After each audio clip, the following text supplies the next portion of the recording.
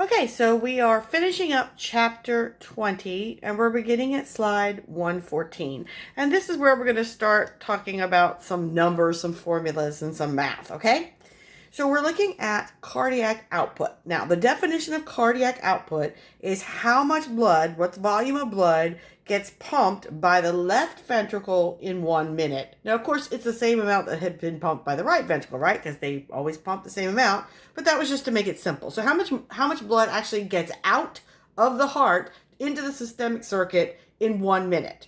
And there are two factors that determine cardiac output. That is, what is the heart rate? So how many times is it beating per minute? And what is the stroke volume, which is how much blood is actually getting out, right? In each beat. So the amount of blood getting out in each beat, which is in milliliters, times the number of beats per minute should tell you how many milliliters of blood get out per minute. Now, there are things that can affect each of these two factors. The first one is autonomic innervation. So we know that the sympathetic nervous system, if it is stimulating the heart, it speeds up heart rate. So we're going to have more beats per minute. If we stimulate with parasympathetic stimulation, we slow down. So we will have fewer beats per minute. We also know that certain hormones can cause heart rates to increase or decrease. Now, since this is a multiplication, anything that affects heart rate is going to affect cardiac output directly, right? Fewer heartbeats per minute is going to be a lower cardiac output. Let's look at stroke volume. So how we got stroke volume is we take the maximum amount of blood in the ventricles before they contract, right after they filled up, that's our end diastolic volume, and we subtract the amount that's left in the ventricle at the end of squeezing, which was called the end systolic volume, right? And so if we change either the end diastolic volume or the end systolic volume, then we would change the stroke volume. And changing the stroke volume will affect the cardiac output. So there we go. I just gave it to you in words. Here it is in reading words here, printed words. Stroke volume is end diastolic volume minus end systolic volume. So the part that actually gets out, which is what we're really trying to measure, it's called the ejection fraction. Or actually, this is it expressed as a percentage. So instead of in milliliters, we would say 60% ejection fraction. Okay. So how do they measure this? How do they know? Well, they're showing you in this diagram. So when the pump handle is raised, pressure within the cylinder decreases. And so we allow the water to come up through the one-way valve. And that responds to the filling during ventricular diastole. If we start to pump it out, the amount of water in the cylinder corresponds to the amount of blood in the ventricle at the end of ventricular diastole, at the end of the relaxation period, and this amount would be like our end diastolic volume. That's as full as we can get it before we start contracting. Then we push it out. That's going on, right?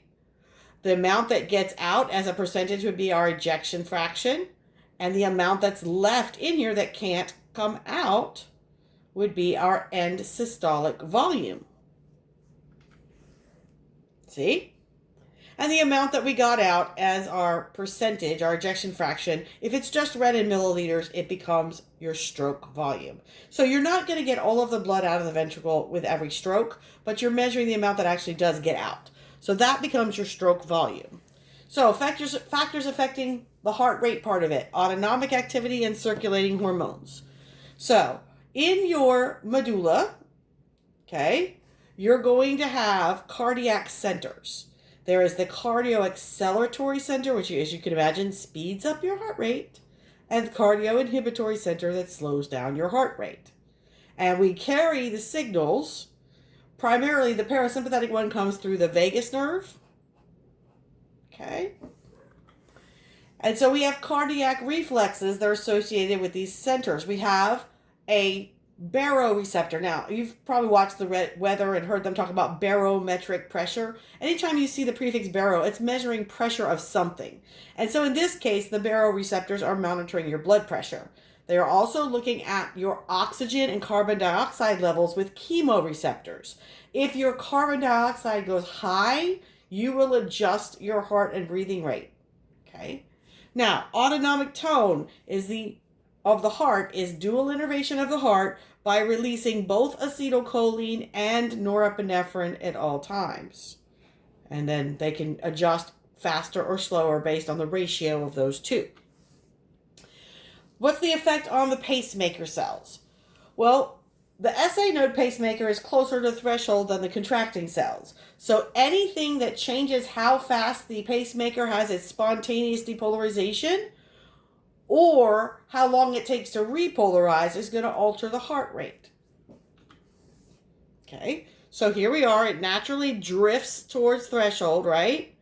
Okay, so this is at a heart rate of 75 beats per minute. If we can do anything that causes this to get here faster or takes it longer to get back down, that's going to affect the heart rate.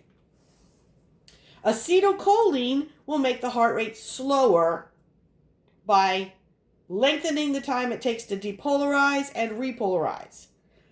Norepinephrine is going to cause the heart rate to go faster because it shortens the time it takes for the SA node to depolarize and repolarize. Okay? And you can see that there. That's slowing it by hyperpolarizing it. That is making it go faster by reducing the depth of the repolarization so that it's closer to threshold. Now, we have a few other reflexes. We have the Bainbridge reflex. So it is going to have sensors in the atria, in the right atrium, that are measuring how much blood fills up the atrium before it is stimulated to contract. And if too much blood starts to stretch the walls of the atria, it will cause the heart rate to increase so that we're emptying the atria faster. Okay, so it'll cause a sympathetic stimulation, which will increase heart rate so that the walls of the right atrium are not overstretched because we have too much venous blood filling it before it empties itself. That is the Bainbridge reflex or atrial reflex. All right, what does the hormones do to the heart rate? Well, there's really neurohormones, right? Epinephrine and norepinephrine are going to increase it, and thyroid hormone can actually increase your heart rate. So when you release T3 from your thyroid gland, heart rate goes up. What affects stroke volume? So how long do we let the ventricle fill? If we give it more time to fill, then our end diastolic volume is going to be higher because more blood has time to enter, right? That's one thing. So filling time. The other one is how much blood is coming back from the venous system. So venous return. So preload, the degree of ventricular stretching during diastole. So if we did not completely empty the ventricle, how much stretch is already there from the existing blood? It's directly proportional to the end diastolic volume.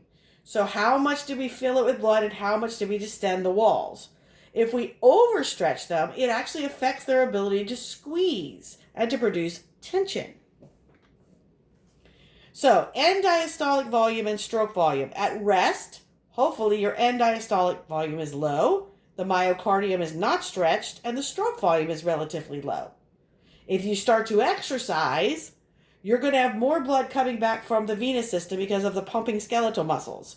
That increases your end diastolic volume, which causes your ventricle to stretch more, and it will rebound when it contracts, and it will push out more blood. The Frank-Starling principle says, as your end diastolic volume, so the maximum amount filling in the ventricle, increases, so does the amount that actually gets out of the heart, stroke volume, right? That's how much gets out. Physical limits. Your ventricular expansion is limited by those special connective tissues called the cardiac skeleton, by the myocardial connective tissues, and by the pericardium. So the ventricles can't expand but so much to take in more blood. 3 factors that will affect end systolic volume. So how much is left in the ventricle after squeezing, okay? So one thing that affects it is that preload. How much were the walls stretched? So they're going to rebound during systole, which may actually push out more blood. Contractility, how much force was produced. and afterload. How much tension is on the ventricle to push past the semilunar valve? So if there's a high amount of blood pressure in the aorta, say, just outside of the valve, it's going to be harder to push that valve open. So that's called the afterload. So high blood pressure will cause a high afterload. It's actually harder for your blood to pump more blood out of the aorta through the semilunar valve because it can't get the valve open if the pressure in the aorta is already high. All right, autonomic activities effect on contractility. If we stimulate with the sympathetic system, we're going to release norepinephrine. We're going to release both epinephrine and norepinephrine by the adrenal medulla, and they cause the ventricles to contract with more force. That increases the ejection fraction, increases stroke volume, and decreases end systolic volume. Okay? If we stimulate with the parasympathetic, we're going to release acetylcholine by the vagus nerve, and that makes the force of the contractions less. So we are going to increase end systolic volume. We're going to have more left over in the ventricle. Hormones, many of them affect the heart contractility, and there are some drugs that mimic hormones like alpha blockers or beta blockers, or blocking calcium channels. Again, afterload increased by any factor that restricts blood flow, and as afterload increases, stroke volume decreases. So here are all of those different effects on the on the heart's stroke volume. Summary: to control cardiac output, you have to control heart rate and you have to control stroke volume. Okay? Cardiac output equals heart rate times stroke volume. So you can control heart rate through the sympathetic and parasympathetic system. You can control heart rate by circulating hormones, and you can control heart rate by venous return and stretch receptors. Stroke volume is basically the difference between the amount we start with in the ventricle and the amount we end with, right? We can affect the amount we start with by giving it more time to fill, or how fast is venous return happening. We can affect how much is left after we squeeze by preload, contractility, and afterload. And so again, here's another crazy graphic. If you understand the basic principles, you will be fine, okay? You know, if I say increasing heart rate does what to cardiac output? Decreasing stroke volume does what to cardiac output? I mean, that's the kind of questions I'm thinking about. Definitions and very simple things. What happens if we increase the amount of blood coming back from venous return? What does that do to cardiac output? All right, cardiac reserve.